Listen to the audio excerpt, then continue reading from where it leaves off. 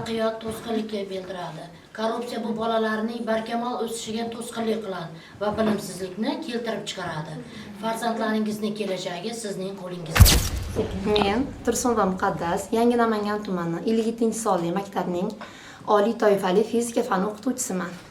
Men noyabr oyida pedagogik mahorat markazida fizika fanidan malaka oshirmoqdaman. Men bu malaka oshirish mobaynida o'zimga juda ham ko'p ustozlar orttirdim va darslarimizda o'zimizga kerakli bo'lgan juda ham ko'p metodikalar o'rgandik. Bu darsimizda bizga ayniqsa yaqindan yordam bergan ustozimiz Mahfuza Alinazarova har kuni yangi mashg'ulotlar bilan, bizga yangi ma'lumotlar bilan, raqamli texnologiyalar bilan o'z bilimlarini berib kelmoqdalar.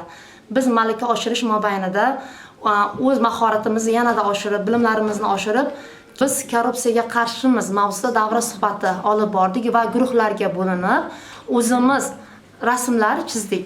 Biz bugun pedagogik mahorat markazida biz korrupsiyaga qarshimiz shiori ostida darslar tashkil etdik. Biz guruhimiz bilan ushbu rasmni chizdik va eng yuqori nominatsiya bilan baholandik. Va shu asosda maktabimizda ham bu tadbirlarni davom ettirmoqchimiz. Biz